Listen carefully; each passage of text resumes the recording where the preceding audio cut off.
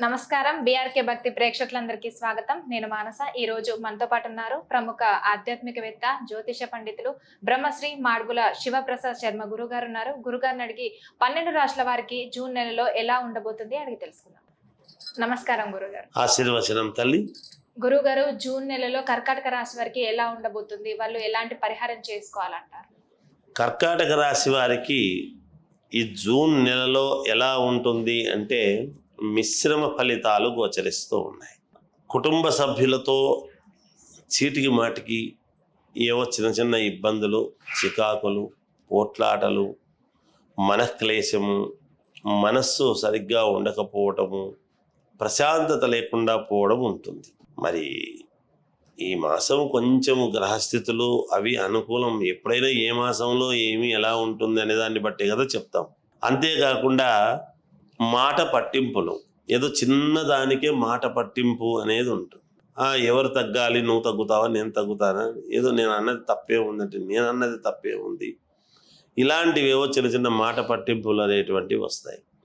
శారీరక మానసికమైనటువంటి దాని వలన కొంచెం అనారోగ్యం అనేటువంటిది కూడా వచ్చే అవకాశం ఉంది. ఎప్పుడైతే మనస్సు సవ్యముగా లేదో, మాట వచ్చిందో, ఎక్కడ తేడా వస్తుంది? ముందు భోజనాల దగ్గర తేడా వస్తుంది. నేను తిననంటే నేను తిననని అలిగి ఉండటం చేయటం అనేది. ఆరోగ్యానికి సంబంధించినటువంటి పరిస్థితుల్లో ఈ రోజుల్లో సమయానికి భోజనం చేయకపోతే ఇబ్బందులే కదా. ఆ మాట పట్టింపు వల్ల, దానివల్ల తినకపోయేటప్పటికీ నీరసము, దానివల్ల అనారోగ్యము, మనస్సు ఎక్కువగా ఆలోచన చేస్తే బ్రెయిన్ దానికి సంబంధించిన నరాలు దెబ్బతినటము, ఏదో మాట దీనివల్ల వచ్చేది ఏముంటుంది? ఏముండదు. నిజానికి ఇబ్బందే వస్తుంది. కనుక జాగ్రత్తగా చూసుకుంటే మంచిది. మొదట ఇక్కడ మనస్సు మీద ఎక్కువ ప్రభావం పడుతుంది కర్కాటక రాశి వాళ్ళకు. సోదరులతో స్థిరాస్తి విషయాలలో కూడా వివాదాలు అనేటువంటివి ఉంటాయి, తప్పదు. సో పోట్లాటలు భూపరంగా కావచ్చు, ఇంటి పరంగా కావచ్చు, ఏదైనా ఆస్తులు పంచుకునేటువంటి విషయంలో కావచ్చు, ఇలా సోదరుల మధ్య స్థిరాస్తుల విషయాలలో తగాదాలు అనేటువంటివి కొంచెం ఎక్కువ కావచ్చు ఈ మాసంలో. అలాగే ఉద్యోగస్తులు చేయని పనికి నిందలు పడేటువంటి పరిస్థితి రావచ్చు. వీళ్ళకి ఏమీ సంబంధం లేకపోయినా అనవసరముగా పైన అధికారులతో కాస్త మాట అనిపించుకోవటము కానీ, లేదా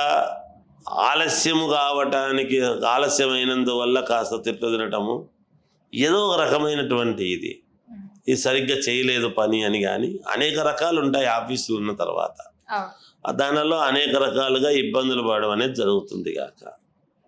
వృత్తి వ్యాపారాలు అనేటువంటివి కూడా అంతంత మాత్రంగానే నడుస్తాయి. చేతి వృత్తుల వాళ్ళకి కానీ, వ్యాపారాలు చేసుకునేటువంటి వాళ్ళకైనా ఎక్కువగా లాభాలు ఉంటాయి అని మనం అనుకోవడానికి లేదు. కాస్త లాభాలు తగ్గుతాయి, చిన్న ఇబ్బందులు, ఆర్థిక ఇబ్బందులు కూడా ఎదుర్కోవాల్సినటువంటి పరిస్థితి ఏర్పడుతుంది.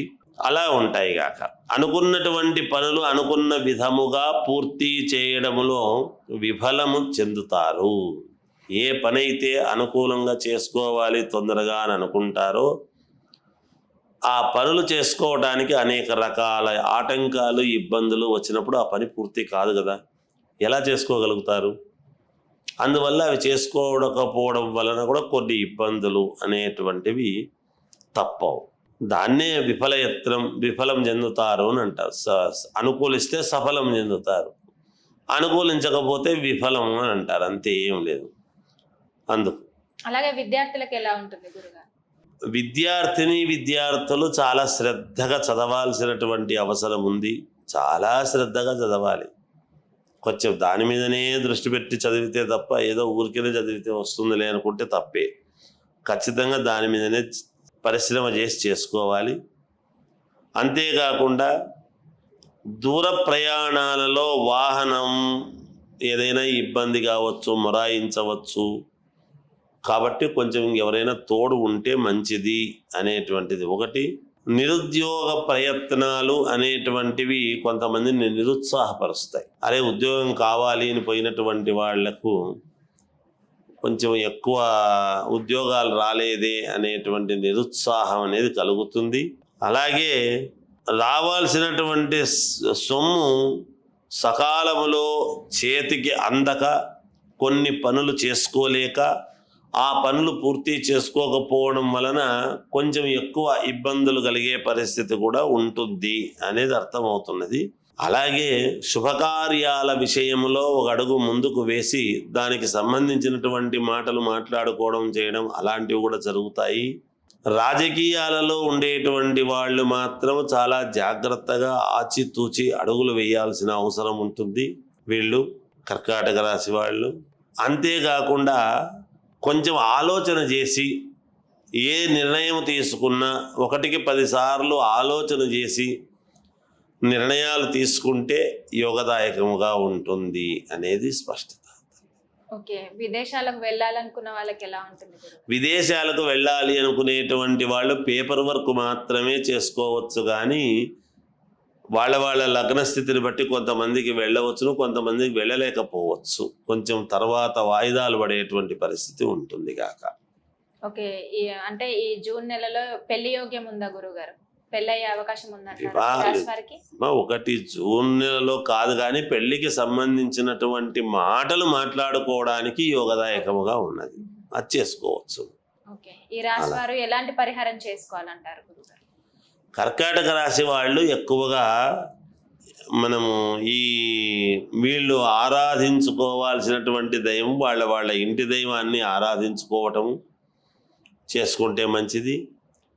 తర్వాత వీళ్ళకి ఎక్కువ మంచి ఫలితం రావాలి అని గనక అనుకుంటే ఆంజనేయ స్వామికి సింధూరముతో తమలపాకులో సింధూరాన్ని పెట్టి మనం ఒక 54 తమలపాకులు ఆంజనేయ స్వామికి సమర్పించుకుంటే మేలు జరుగుతుంది అనేది తెలియజేస్తున్నాను.